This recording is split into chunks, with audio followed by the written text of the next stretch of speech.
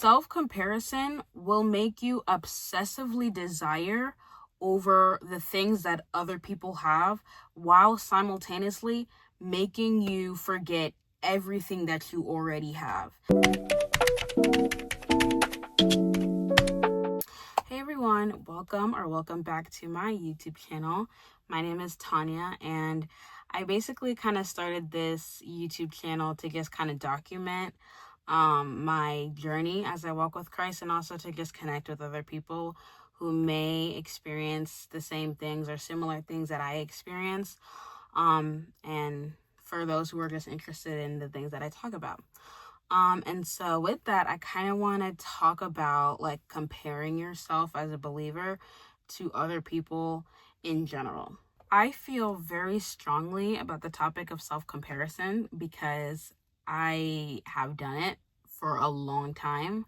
I think maybe like from the start of middle school up until maybe the end of high school, I was obsessed with self-comparison. I compared myself to people in looks, in academics, in sports, just about any topic. And I think the one thing that I can tell you I learned from all those years of self-comparison is that it literally gets you nowhere. And so what do I mean by this? Self-comparison will make you obsessively desire over the things that other people have while simultaneously making you forget everything that you already have. And this is especially bad for Christians, right? Because if you're a Christian and you are comparing your life to other people's lives, you are essentially telling yourself and telling God that the things that I have right now aren't enough. You are telling God that He does not know what you need right now in this moment. Otherwise, you would have it. And so when you look at like what everybody else seems to have, and you're like, oh my gosh, everybody has this. Why don't I have this? I need this. You're essentially telling God, you do not know what is best for me right now. I know what's best for me more than you. Now, I'm not saying that you cannot desire things, right? You can absolutely desire the marriage, and you can absolutely desire the friendship or the money or the house or whatever it is, right? I'm not saying that you should stop desiring these things, but the issue begins when you start over obsessing about things that other people have that are not yet in your position, because that's when idolization begins. That's when you start putting these things over obedience and over sacrifice, right? And that is exactly what self-comparison will do to you. It will get you to over obsess over things that you don't have, and it will make you forget about the things that you do have. This type of self-comparison happened among the children of Israel as well in 1 Samuel. So by the beginning of 1 Samuel, the children of Israel had already been brought up out of Egypt and into the promised land. But this still was not enough for Israel. So they asked Samuel for a king.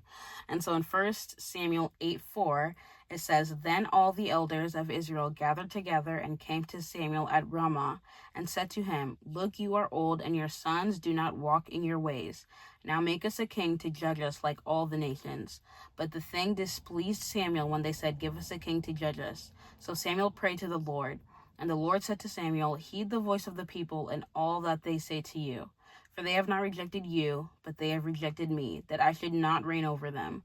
According to all the works which they have done since the day that I brought them out of Egypt, even to this day, with which they have forsaken me and served other gods, so they are doing to you also. So here we see clearly that the children of Israel, who already have God on their side, they are looking at these surrounding nations, and they see that these nations, they have a physical king who is their leader and who fights their battles, and they are asking themselves, why don't we have that? We want a physical king like these surrounding nations. And they forget that the God who brought them out of 400 years of slavery in Egypt and who brought them to the promised land, they forget that the same God is with them fighting their battles. They are doing the exact same thing that we do. We are comparing ourselves to other people, and we are forgetting the blessings that we have in our lives because we are so focused on the things that other people have. The children of Israel were so over obsessed with what other nations had that they forced Samuel. They said, give us a king. And even when the Lord told Samuel that the king was going to do terrible things to the children of Israel. The children of Israel, they did not care. Samuel told the children of Israel that God had said that they were going to suffer because of what the king would do to them. He would take their animals, and he would take their money, and he would take their daughters and their sons as workers, and all of these horrible things. Yet the Israelites still say, no, but give us a king that he may judge us so that we can be like all the other nations. This is essentially what self-comparison does, and we don't even realize it. Do you see what comparison did to the Israelites? Not only did they forget who was on their side, I mean, God was literally with them, but they also were told of the consequences that would happen if they got a physical king. And they did not care. They were so blinded by their desire that they did not care of the consequences. And this is a real thing that can happen with us as well. If you are so into comparison and you decide that you want this thing that everybody else has and you're going to get it by all means, you are going to become so focused on it, you are going to forget the spiritual consequences behind it. The consequences that the consequences in your walk with Christ that will happen. And trust me, there are consequences. And for what? What is so important in this life that it is worth damaging our relationship with Christ over? Later in 1 Samuel, the consequences of Saul's actions, they directly lead to Israel sinning against the Lord and sinning against God's law. Saul commands Israel not to eat any of the food in the land that they had just conquered. And because Israel is so starved, they eat meat that has blood still in it, which is against God's law. So Israel defiled themselves against the Lord because of the actions of Saul. What happened to the Israelites can happen to every single one of us. I was a person who was very obsessed with relationships. Like, I would always see like everybody around me, it seemed like, who was in a relationship, and I was just like, why am I not? Like, why doesn't that happen to me? I was basically looking at everybody in my life and saying, I want this, just like the Israelites. And it was to the point where I would kind of obsess over it, and I wondered what was wrong with me at times, and I idolized relationships over God. And idol is just anything that you've put over God, anything that you deem more important in your life than God. And I began to see relationships as more important than God. It became the main and primary focus of my life. And every single time that I became obsessive over being in a relationship, I felt my walk with God decline. Like, I would just drift away from God, because this is the natural consequence of obsessing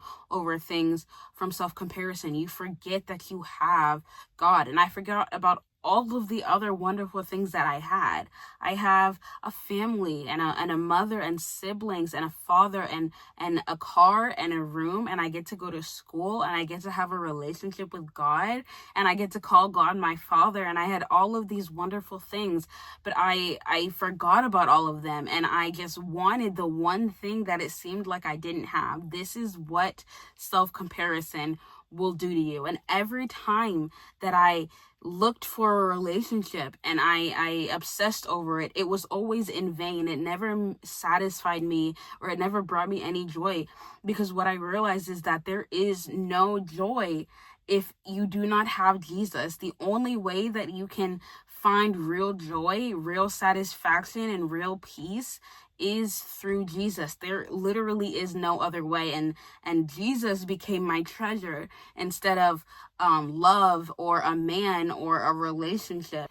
Now, this doesn't mean that I no longer want the relationship or want to experience that type of love in my life, right? I still want to experience that love, and I still desire that relationship, and the Lord knows that. There's nothing wrong with that. But the difference is now this, that I'm not self-obsessing over the relationship or the love anymore. I'm not comparing myself to other people and saying, I don't have this. Why does this other person have this, right? I'm not comparing my life to other people's lives and saying, I need this. I'm no longer telling God that I know what I need more than He does. He knows what I need in this season right now. And if that is not what is for me right now, then I'm accepting that, which is something that I wasn't doing maybe 2 to 3 years ago.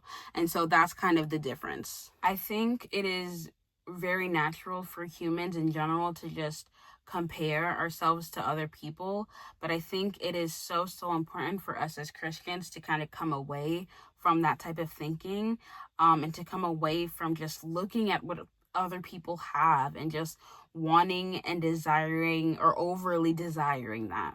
And I also think that it is important for us to just kind of think about everything that we have, and to just kind of dwell on that, to dwell on those blessings and to just thank God for those blessings, because there is so much, like there are so many things that we can be thanking God for every single day.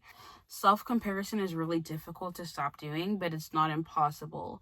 And so I think if you are somebody who struggles with comparing yourself to people, I think the number one thing to do is to pray and pray more, because it's important to let the Lord do the work through you. Like, let Him change how you view your desires and how you view Him, because there's a major difference going throughout life with your treasure resting in worldly things. If my treasure is in the relationship or the money or the house or whatever, then that is what I'm constantly obsessing over. But if my treasure lies in Jesus Christ, if that is where my treasure is, then I'm seeking delight in Him. I'm seeking joy in Him. And so I think just getting to know who God is, reading the Word and praying about it and asking God to show you who He is and where your heart is like where your heart lies and things like that. I think that is so important, and it's definitely helped me